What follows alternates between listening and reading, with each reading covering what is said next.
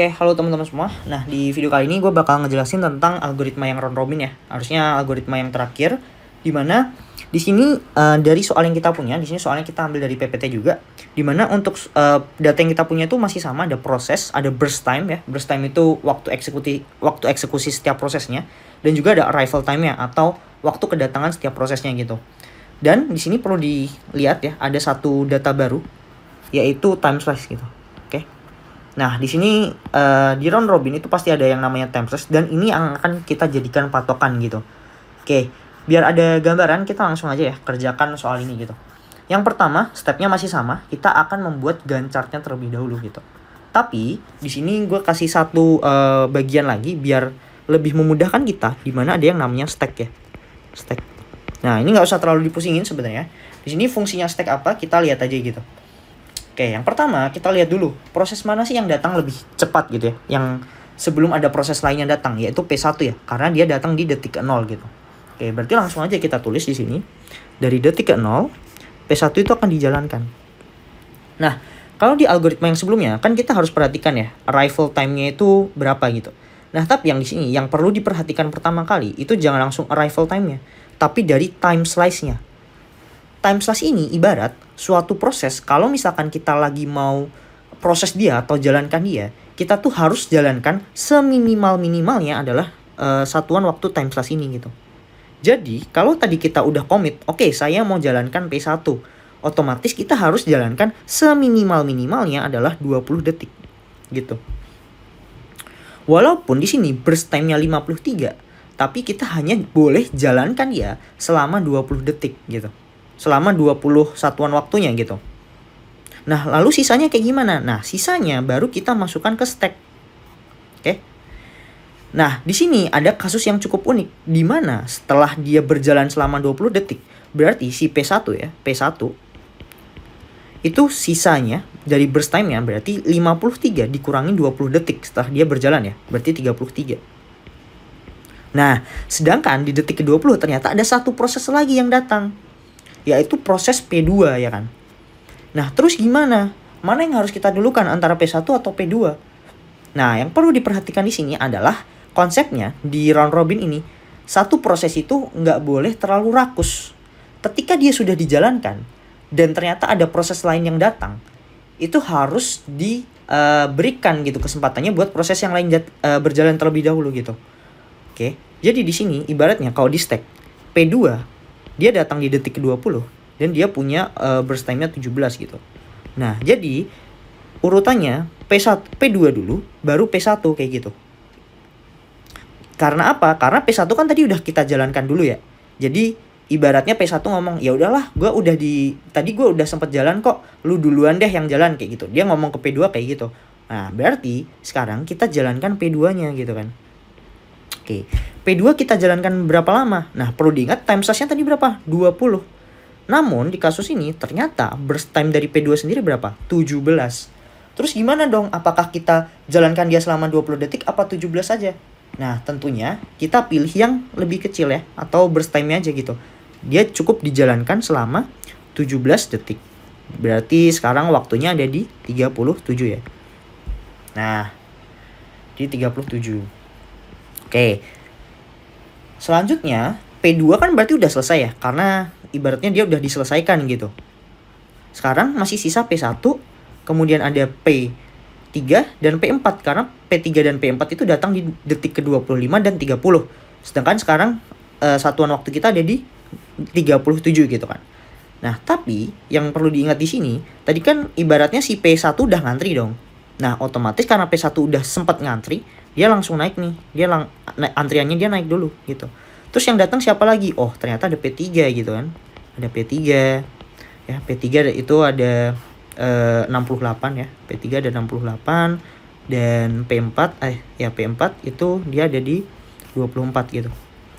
Nah, jadi bukan berarti P1 tadi udah dijalanin terus kita harus mengutamakan PP yang lainnya dulu ya. Tapi tadi sempat P1 kan udah sempat ngantri tuh, udah sempat ngalah sama P2 ya. Berarti sekarang kita bisa jalankan P1-nya gitu.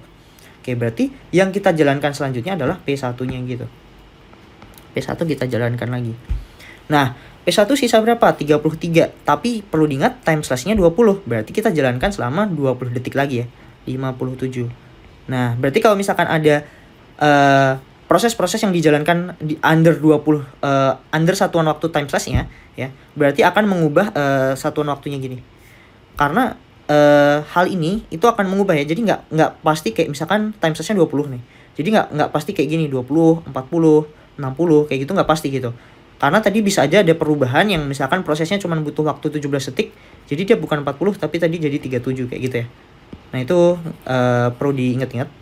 Oke, kita lanjut. Berarti dia P1 akan berjalan sampai detik ke 57 gitu.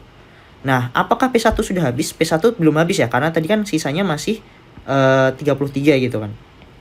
Nah, karena dia udah berjalan ibaratnya, karena dia udah dijalanin, dia ngalah lagi. Oke, gue mundur lagi ya. Kalian yang jalan berikutnya kayak gitu. Bentar. Oke, jadi yang tadi antrian yang kedua ya, si P3 ini dia naik nih. P3 jadi 68, P4 naik ya jadi 24 di sini, dan P1 mundur ke paling belakangnya 33. Tapi perlu diingat tadi kan udah sempat jalan 20 detik. Jadi sisanya harusnya 13 ya. Oke. Nah, terus yang mau dijalankan berikutnya siapa? Di sini ada P3 yang antriannya paling atas gitu. Nah, karena antrian paling atas berarti ya udah kita jalanin aja P3. Dijalanin berapa lama? Kita jalanin aja 20 detik lagi. Karena ini waktu yang dia butuhkan kan cukup banyak juga 68. Jalanin aja jadi 77. Kita hitung stacknya lagi di sini. Dimana P4 ya, itu jadi 24. P1-nya kita naikin jadi 13 di sini. Dan P3 di sini 68 kurangin 20 gitu ya. Jadi sisanya 48. Oke. Nah, lanjut lagi nih. P4 sekarang antriannya paling tinggi gitu kan. P4. Ya udah, berarti dia dijalankan selama 20 detik ya. Jadi sini 97. Dimana kita hitung stacknya lagi di sini. P1-nya naik ya, jadi 13 di sini. P3-nya naik jadi 48. P4-nya dia sisa 4 ya berarti. Oke, good. Oke, berarti sesuai antriannya lagi nih. Oke, sesuai antriannya lagi. Tapi perlu diingat ya, kalau misalkan ternyata prosesnya ada banyak, terus ada yang arrival time-nya datangnya di detik berapa, itu perlu diingat lagi biar nanti dia dimasukkan ke antrian gitu. Nah, tapi kalau misalkan udah masuk semua nih prosesnya ke stack-nya, jadi ya udah sih tinggal kita urutin aja gitu, based on satu persatu. Nah, di sini misalkan P1 ya, berarti tadi berapa? Nah, ini kan P1 dia cuma butuh 13 detik ya. Dia nggak perlu time slash-nya nggak perlu 20 gitu. Jadi tinggal kita jumlahin, jadi di sini harusnya 110 ya. Oke, good. Harusnya 110. Terus kita hitung stack-nya lagi di sini. Wait. Oke, di sini harusnya tinggal P3 sisa 48 dan P4 sisa 4. Oke, langsung kita masukkan P3-nya ya. P3 kita masukkan ke sini. Dia masih butuh waktu banyak, jadi kita masukkan sampai ke detik 130. Dan waktunya dia akan berubah lagi, di mana P4 itu sisa 4 dan P3 itu masih sisa 28 ya. Nah, terus di sini pasti si yang akan kita jalankan adalah P4, di mana dia sisa 4 detik, jadi kita cuma sampai di 134 gitu. Oke, saya lanjutkan di bawahnya karena ini nggak cukup. Jadi tadi terakhir ada di detik ke 134 ya. Detik ke 134 itu punya P4. Sorry kebalik. Oke, bentar ya. Oke. Di sini P4 dijalankan sampai detik ke 134. Lalu stack yang kita punya berarti masih sisa P3 ya. P3 itu stacknya masih sisa 28. Nah, kalau misalkan udah nggak ada stack lain, barulah kita hitung gitu. Tinggal kita urutin aja gitu. Kita habisin lah ya ibaratnya. Jadi P3 dia jalankan selama 20 detik lagi di sini 154. Ternyata P3-nya masih sisa lagi. Masih sisa 8 ya. Baru kita nanti habiskan di sini. Wait, P3 dia dijalankan selama 8 berarti 162 gitu. Oke. Dan akhirnya kita mendapatkan Gantt chart-nya. Oke. Proses pertama kita udah selesai. Tinggal kita baca untuk mendapatkan average waiting time-nya. Oke, nggak usah pusing-pusing dulu ya teman-teman, karena ya aslinya gampang kok. Jadi nggak usah pusing-pusing dulu, kita langsung hitung aja AWT-nya. Cara baca AWT-nya juga harusnya nggak sesusah yang SJF sih, seharusnya ya. Oke, bisa dibilang cukup sama. Jadi yang perlu dilihat ya kita listing dulu ya. Prosesnya ada apa aja? Tadi ada P1 di sini, P1, ada P2 gitu kan, ada P3 sama P4 gitu. Cara hitungnya itu harusnya sama kayak yang SJF yang preemptif gitu. Dimana teman-teman pertama cari dulu, kasih tanda dulu nih. proses itu pertama muncul di detik keberapa. Ini gue garis-garisin aja. Gue garis-garisin biar enak lihatnya. Oke. Kita kasih tanda yang pertama kali muncul. Dalam artian nih, P1 muncul kan pertama kali di sini ya. P2 pertama kali muncul di sini. P3 pertama kali muncul di sini dan P4 pertama kali muncul di sini, ya kan? Oke, kita tandain dulu nih. Kita tandain. Oke, mereka yang muncul pertama kali di mana aja. Nah, kalau ingat cara yang kemarin ya, berarti proses-proses ini kita kurangin dulu ya. Kita tulis dulu waktu yang mereka punya. Ini kan P1 berarti punya 0, P2 berarti punya 20, P3 punya 57 dan P4 punya 77. Nah, buat proses yang pertama adalah kita kurangkan dulu proses-proses ini. 0, di sini ada 0, di sini ada 20 ya, P2 punya 20, P3 dia punya 57 gitu ya, 57, dan P4 punya 77 gitu. Nah, yang dikurangin pakai apa? Kita kurangin sama yang arrival time-nya. Di sini kan ada 0, 20, 25, 30 ya.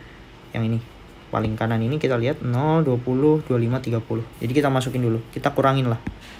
Oke, ini 0, 20, 25, 30 gitu. Oke, ini baru satu nih. Ada lagi? Ada dong. Karena kan kita mau ngitung semuanya nih. Yang baru kita hitung kan berarti baru yang proses-proses yang pertama ya. P1, P2, P3, P4 yang pertama. Nah, caranya sama kayak yang kemarin. Dimana yang mau kita hitung untuk ngitung misalkan ya P1 yang ini, P1 yang ini, kemudian P1-nya harusnya udah habis. Nah, itu caranya gimana? Caranya adalah kita hitung selisihnya. Ya. Yang kita hitung itu selisihnya. Selisih dari mana? Dari antar prosesnya. Kalau gue kasih tanda yang P1 di sini, P1 yang ini, P1 yang ini gitu kan. Selisihnya itu berapa? Sama yang ini juga nih. Nih, kita lihat ya. Dari P1 ini ke yang P1 ini, selisihnya berapa tuh?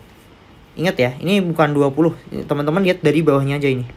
Nah, selisihnya bukan 20, tapi selisihnya 17. Oke, berarti nanti di bawah kita langsung tambahin aja nih. Tambah 17 gitu ya. Tambah 17. Terus yang ini selisihnya berapa nih? P1 ke P1 berikutnya. Selisihnya berarti ada 40 ya. Oke, berarti tambahin aja langsung sama 40. Gitu.